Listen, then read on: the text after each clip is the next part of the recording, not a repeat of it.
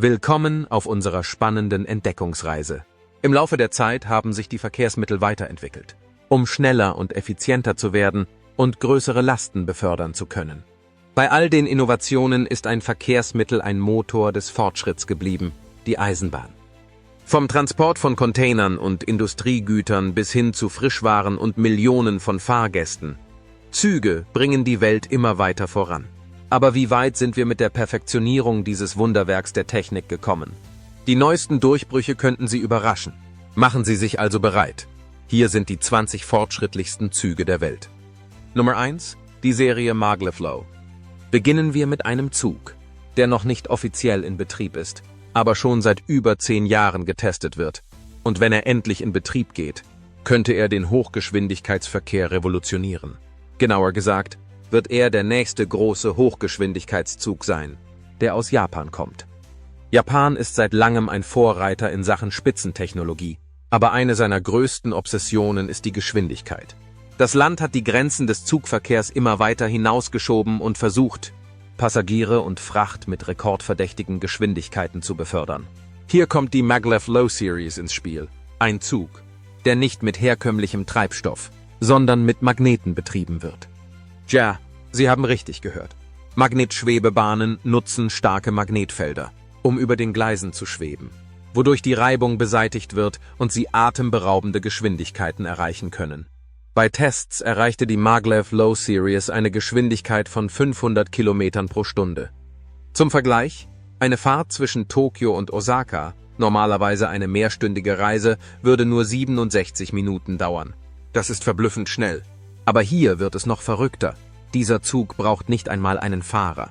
Ausgestattet mit Hightech-Kameras an der Vorder- und Rückseite ist der Zug so konzipiert, dass er autonom fährt und Hindernisse in Echtzeit erkennt und ihnen ausweicht.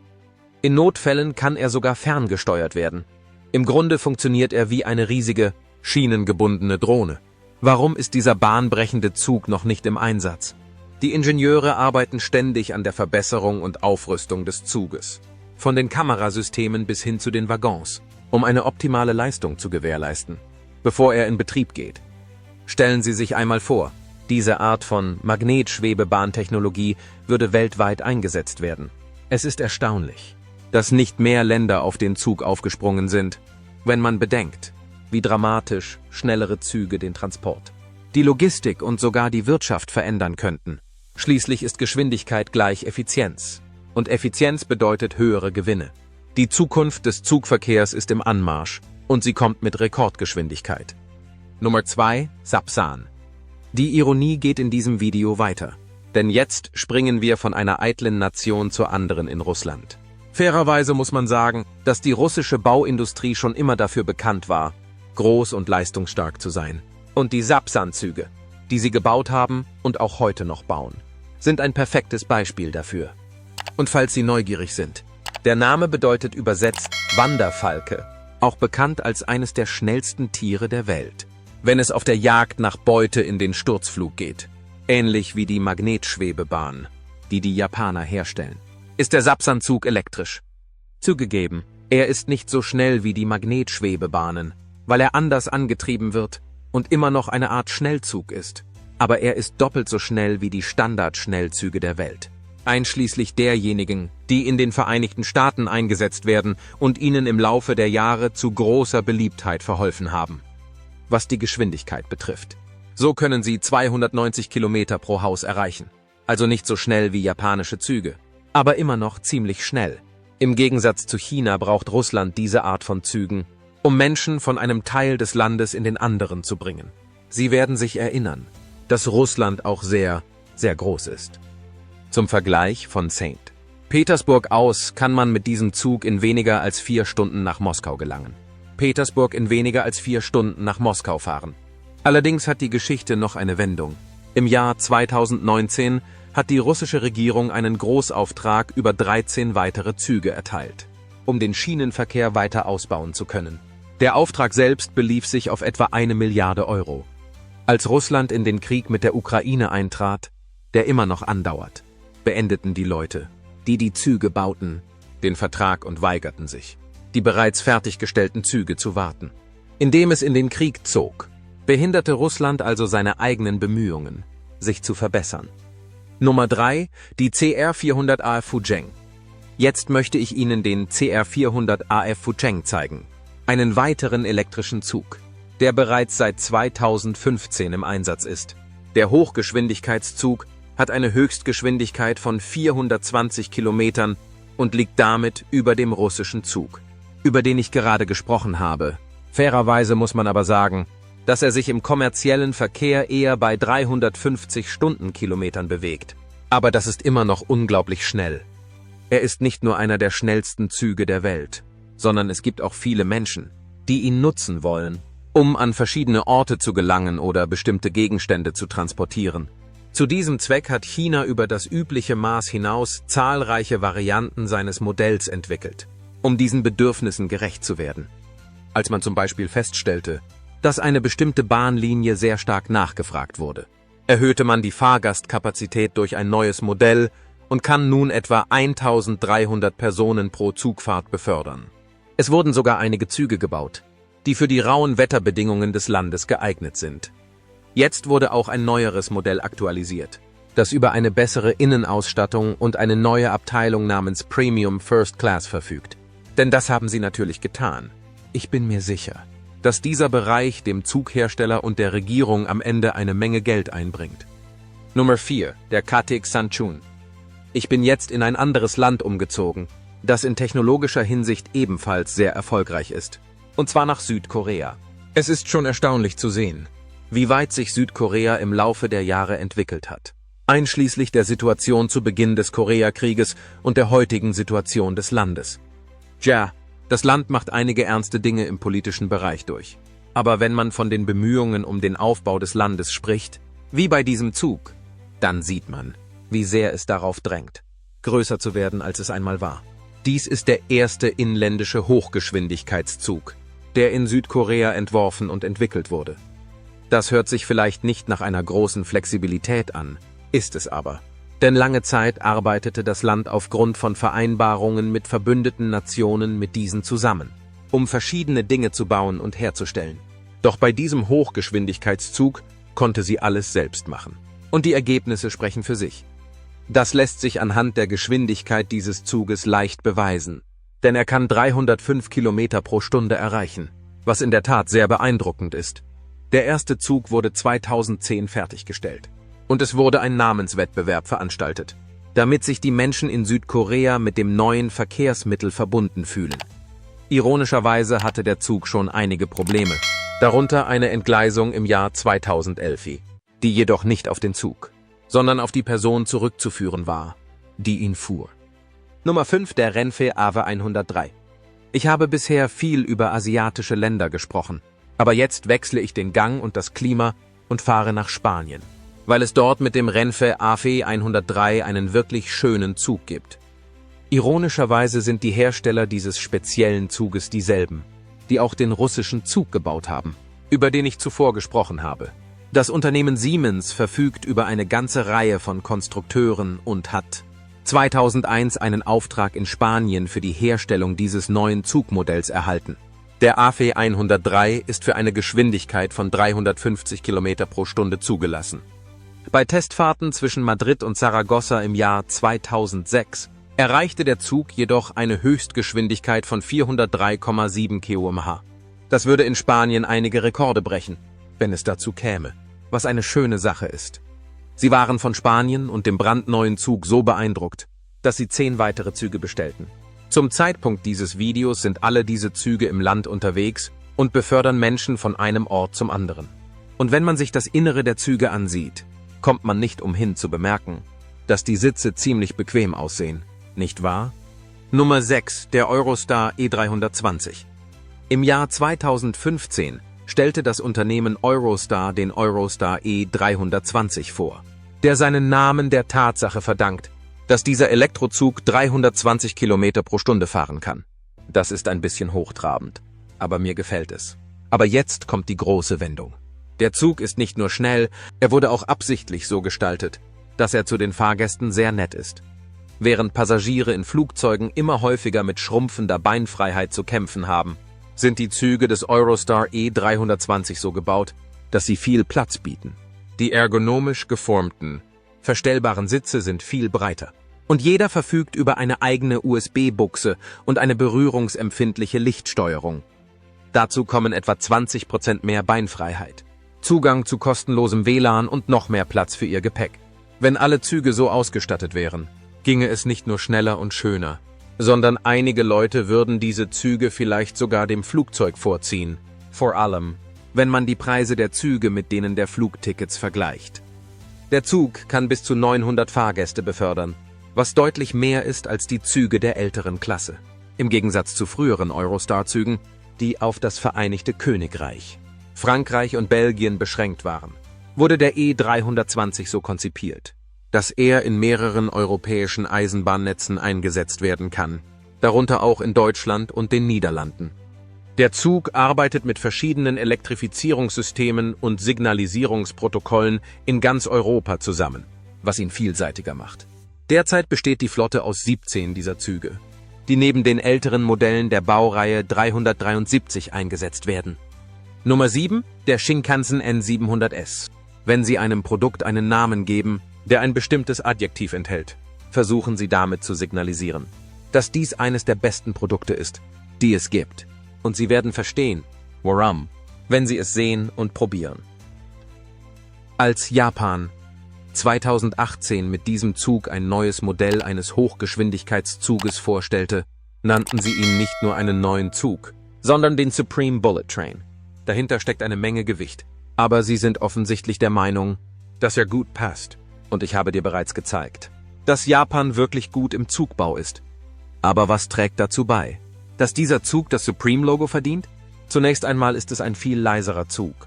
Er ist leichter und er ist auch grüner. Alles 3 Dinge, die in dieser Welt willkommen sein sollten. Vor allem der leisere und der grünere Teil. Aber nicht nur diese Faktoren haben dazu beigetragen, dass sich der Zug von der Masse abhebt, sondern auch die neu gestaltete Karosserie, die ihm helfen wird, schneller durch Tunnel zu fahren und weniger Windwiderstand zu ertragen. Mit anderen Worten, sie haben eine Menge Arbeit investiert, um ihn so zu gestalten, wie sie ihn haben wollten. Die eigentliche Ironie dabei ist, dass die Einführung für 2020 geplant war und die Nutzung von Zügen in jenem Jahr nicht gerade populär war. Nummer 8, die Magnetschwebebahn von Shanghai. Erinnern Sie sich an den ersten Eintrag, in dem ich darauf hinwies, dass wir überrascht waren, dass nicht mehr Länder die Magnetschwebebahntechnologie nutzen, um bessere Züge zu bauen. Nun, einige von ihnen tun es. Und eines davon ist China. Aber das ist nicht das einzig Schockierende. Die Shanghaier Magnetschwebebahn ist die erste kommerzielle Hochgeschwindigkeitsmagnetschwebebahn der Welt und hat eine maximale Reisegeschwindigkeit von 300 km pro Stunde. Vor Mai 2021 betrug die Reisegeschwindigkeit 431 km pro Stunde und war damit der schnellste Zug im kommerziellen Betrieb.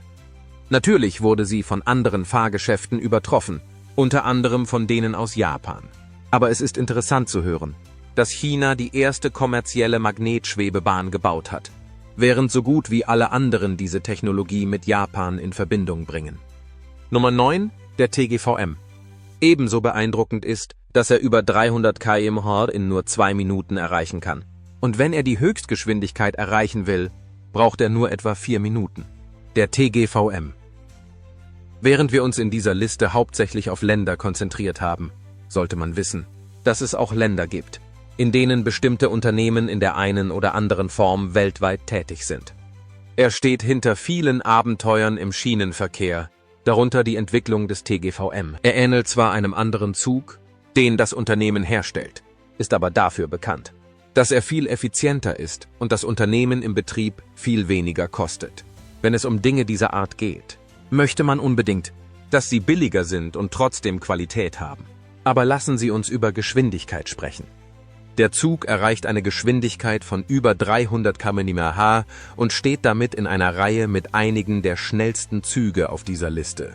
Der Zug ist noch nicht in Betrieb, soll aber 2025 in Betrieb genommen werden. Und ich bin sicher, dass die französische Regierung darüber sehr glücklich ist. Dann wird sie den Zug gerne an andere Länder verkaufen, die ihre Dienste in Anspruch nehmen wollen. Nummer 10, Brightline. Es mag einigen von Ihnen, die dieses Video sehen, etwas seltsam erscheinen, dass ich erst jetzt zu den Vereinigten Staaten komme. Aber wenn man die Amerikaner über die Geschichte ihres Landes reden hört, dann hört man immer, wie die Eisenbahn das Land zusammengebracht hat, indem sie zum ersten Mal von Küste zu Küste fuhr. Und es ist wahr. Sie sind in vielerlei Hinsicht eng mit der Eisenbahn verbunden. Dazu gehört auch, dass sie weiterhin schnelle Züge bauen, um verschiedene Dinge zu transportieren, wie bei der Brightline. Doch dieses Projekt hat eine kleine, sehr amerikanische Wendung. Brightline ist die einzige in Privatbesitz befindliche und betriebene Intercity-Personenbahn in den Vereinigten Staaten und wurde zum Teil von einem Immobilienentwickler ins Leben gerufen, wenn man das glauben kann. Die Ironie dabei ist, dass es sich nicht um den schnellsten Zug handelt. Tatsächlich ist es der langsamste, über den heute gesprochen wurde. Er fährt normalerweise nur 111 Stundenkilometer, obwohl die Höchstgeschwindigkeit 200 beträgt. Es scheint gegen ihre wahre Natur zu sein, so langsam zu fahren, nicht wahr? Besondere Entdeckung. Heute ist es eigentlich ein bisschen poetisch, dass wir mit einem Eintrag über den schnellsten Zug der Welt beginnen, wie von Guinness vermerkt. Denn das Bild hier ist angeblich ein Projekt, an dem die chinesische Regierung arbeitet, um zu versuchen, den schnellsten Zug der Welt zu bauen. Wie bei allen Dingen entsteht durch den Wettbewerb der Wunsch, das Größte und Beste zu haben und sagen zu können, dass man es geschafft hat und nicht jemand anderes. Kredit ist alles in dieser Welt. Und das und natürlich Geld. Nun, es kann nicht mit Sicherheit gesagt werden, dass es sich um einen echten Zug handelt. Und zwar aus offensichtlichen Gründen, nicht zuletzt, weil die chinesische Regierung noch keinen solchen Zug gezeigt hat. Betrachten wir das Ganze doch einmal aus einem anderen Blickwinkel. Warum sollte China seinen eigenen schnellsten Zug der Welt haben wollen? Abgesehen davon, dass sie sagen, dass sie ihn haben? Das ist eigentlich viel einfacher zu beantworten, da die Nation seit Jahren versucht, eine Reihe von Modernisierungsphasen zu durchlaufen. Sie wollen nichts anderes, als ihre Städte zu aktualisieren und zu überholen, um technologisch fortschrittlicher und besser vernetzt zu sein als je zuvor. Das wäre natürlich ein Problem für Menschen, die bestimmte Orte im Land nicht leicht erreichen können. Und wie löst man das Problem? Natürlich mit einem Schnellzug. Wenn die Menschen in nur wenigen Stunden in weit entfernte Teile Chinas gelangen können, das wirklich groß ist, würde das die Reisestrapazen zu einem großen Teil beseitigen. Aber wenn wir alle ehrlich zueinander sind, würden sie es wahrscheinlich nur aus Schadenfreude tun. Das Glück des Volkes war in den letzten Jahren nicht gerade ihre oberste Priorität. Nummer 11, Amtrak Acela. Ich bleibe für einen weiteren Eintrag bei Amerika. Denn wenn Sie in den Vereinigten Staaten leben, haben Sie bestimmt schon von Amtrak gehört. Amtrak ist das Unternehmen, das die USA durch seine Passagierlinien auf verschiedene Weise miteinander verbunden hat. Ich selbst bin schon oft mit ihren Zügen gefahren und sie sind wirklich gar nicht so schlecht. Der Amtrak Acela ist der Zug, mit dem der Nordost-Korridor der Vereinigten Staaten befahren wird und der viele große Städte in diesem Gebiet anfährt, darunter auch Washington, D.C., New York, Philadelphia und Baltimore. Sie wissen also, alle wichtigen NFL-Gebiete des Korridors. Eine weitere Besonderheit ist, dass der Zug eine Höchstgeschwindigkeit von 240 Stundenkilometern erreicht und damit der schnellste Zug in Nord- und Südamerika ist. Mit anderen Worten, Amtrak weiß wirklich, wie man Menschen an ihr Ziel bringt. Nummer 12, Al-Buraq. Es gibt viele Länder, bei denen man sagen kann, ja, die haben wahrscheinlich einen Schnellzug. Und es gibt andere, bei denen man nicht sofort auf die Idee käme, dass sie einen brauchen. Können Sie sich zum Beispiel Marokko vorstellen?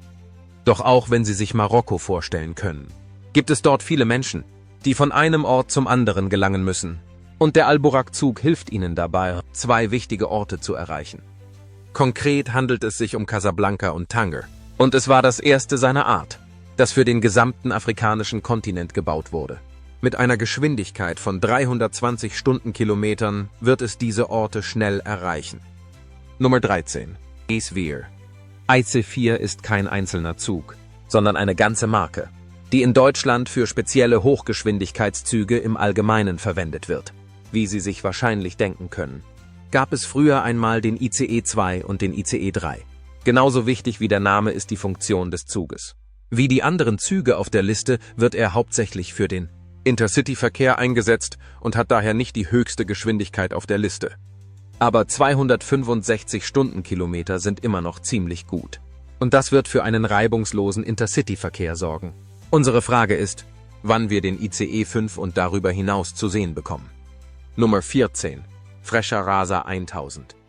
Wir alle genießen es, in dieser Liste verschiedene Länder zu besuchen und zu sehen, wie sie Züge entwickeln und zu welchem Zweck. Aber jetzt fahre ich nach Italien, das viele von euch vielleicht mit bestimmten Luxusautos und dergleichen in Verbindung bringen, weil sie wissen, wie man schnell etwas baut. Und ihr habt vielleicht große Hoffnungen in diesen Zug, der schwer auszusprechen ist. Ich habe bereits von einem französischen Zugentwickler gesprochen, der tatsächlich an der Entwicklung dieses Zuges beteiligt war.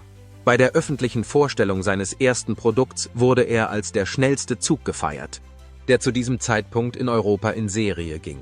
Und wo wir gerade von Geschwindigkeit sprechen, er ist tatsächlich ziemlich schnell. Er erreicht eine Geschwindigkeit von 300 Stundenkilometern, wenn er Fahrgäste transportiert. Der auch als ETR 400 bekannte Zug ist der schnellste Hochgeschwindigkeitszug in ganz Italien. Seine kommerzielle Höchstgeschwindigkeit liegt bei 300 Kilometern pro Stunde. Und er kann bis zu 400 fahren, aber er wird im Betrieb nicht an diese Grenze herangeführt. Seine Energie wird von der Traktion auf alle Wagen verteilt und kann mit mehreren Stromsystemen betrieben werden, was ihn für den internationalen Verkehr geeignet macht. Er kann 457 Fahrgäste in 4 Serviceklassen befördern. Außerdem ist er mit allem ausgestattet, was man in der heutigen Zeit erwarten kann, wie Wi-Fi, Touchscreen Entertainment und ergonomische Sitze. Für den Bau des Zuges wurden 95% recycelbare Materialien verwendet, was ihn ebenfalls sehr umweltfreundlich macht. Er kann in weniger als 3 Stunden von Rom nach Mailand fahren und bietet verschiedene andere Strecken an, die von den Fahrgästen sehr geschätzt werden. Nummer 15, der Zafiro 380. Dieser Zug ist nicht an ein bestimmtes Land gebunden, sondern wird in vielen Ländern auf der ganzen Welt eingesetzt. Ähnlich wie die ICE-Züge ist der Zafiro eine ganze Familie von Zügen, die zahlreiche Varianten und Geschwindigkeiten haben. Die niedrigsten Geschwindigkeiten liegen bei 260 km/h, die schnellsten bei 400 km/h. Wenn Sie wissen wollen, wer zu den Kunden dieses Zuges und seiner anderen Varianten gehört, dann sind das China, Schweden und viele mehr. Und sie haben nicht nur ein paar bestellt. Nein, sie haben Dutzende dieser Züge bestellt. Und im Falle des 380 hat China 80 Stück bestellt. Was zeigt, wie wichtig ihnen ihre Eisenbahnstruktur ist. Nummer 16, der British Rail Class 395 Javelin. Nun kehren wir für einen Moment nach Großbritannien zurück, um über einen anderen Zug zu sprechen, der dort im Einsatz ist. Diesmal geht es um den British Rail Class 395 Javelin. Das klingt schnell. Und falls Sie sich wundern, nein, die Briten haben diesen Zug nicht selbst gebaut. Sie haben ein japanisches Unternehmen, Hitachi, damit beauftragt, ihn zu bauen. Und das haben sie gut gemacht. Japan versteht es wirklich, seine Züge schnell fahren zu lassen. Der Javelin ist einer der langsameren Züge, über die ich bisher gesprochen habe. Mit einer Höchstgeschwindigkeit von etwa 225 Kilometern pro Stunde, aber er kann auf bestimmten Strecken aufgrund der Stromleistung bis zu 100 Kilometer pro Stunde erreichen. In der Regel wird er als 6-Wagenzug gebildet, obwohl er bei Bedarf schnell an einen anderen gekoppelt werden kann, um einen 12-Wagenzug zu bilden. Die Bahnlinie wird also umgestaltet. Und das ist wirklich sehr japanisch. Nummer 17, die X2000. Der nächste ist ein einzigartiger Zug. Und Sie werden lächeln und den Kopf schütteln, wenn Sie von seiner ursprünglichen Funktion hören. Der X2000 wurde in Schweden entwickelt und im Jahr 1900 zum ersten Mal eingesetzt. Aber wenn man in die Vergangenheit reisen und mit ihm fahren wollte, hätte man ein Klassenproblem. Denn er war nur für diejenigen gedacht, die Fahrkarten für die erste Klasse kauften. Das gibt es wirklich. Und es wird sogar noch verrückter. Denn für den Preis des Tickets erhält man nicht nur eine Fahrt und einen luxuriösen Sitzbereich. Sie erhalten auch eine kostenlose Mahlzeit und die Nutzung des Faxgeräts. Oh, was für eine Zeit, in der man lebt. Nummer 18, der Talgo Avril. Vielleicht errätst du den Hersteller des nächsten Zuges. Hier ist ein Hinweis. Über dieses Land habe ich bereits in diesem Video gesprochen. Wenn du auf Spanien getippt hast, liegst du richtig. Der Talgo Avril wurde von der spanischen Eisenbahngesellschaft Talgo hergestellt. Und das bedeutet übersetzt so viel wie leichtes, unabhängiges Hochgeschwindigkeitsrad. Manchmal fehlt es den Übersetzungen an der Durchschlagskraft der ursprünglichen Bedeutung.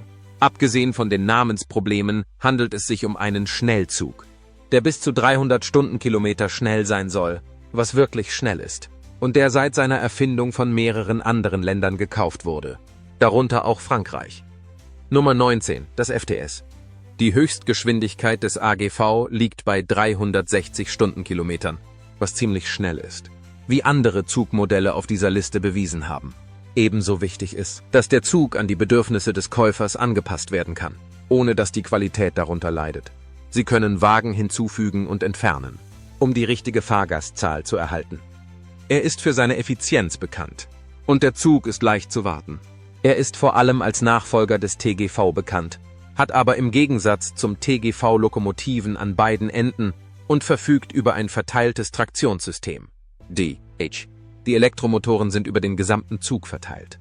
Er ist schneller als die meisten kommerziellen Hochgeschwindigkeitszüge, die derzeit im Einsatz sind, und spart im Vergleich zu früheren Hochgeschwindigkeitsmodellen bis zu 30% Energie. Er besteht zu 95% aus recycelbaren Materialien und bietet je nach Konfiguration Platz für 250 bis 650 Fahrgäste. Er verfügt über einen breiten Wagenkasten für geräumigere Sitze, was immer geschätzt wird, und ein fortschrittliches Neigetechniksystem für sanftere Kurvenfahrten. Obwohl der Zug international vermarktet wurde, konnte er sich außerhalb Italiens nicht durchsetzen, da die meisten Betreiber den Siemens Valero oder den neueren Avelia von Alstom bevorzugten. Nummer 20, der Hyperloop.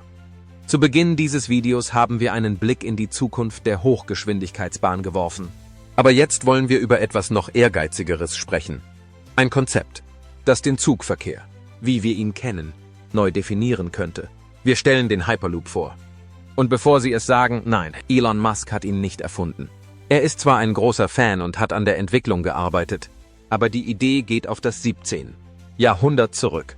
Das Konzept ist einfach, aber bahnbrechend.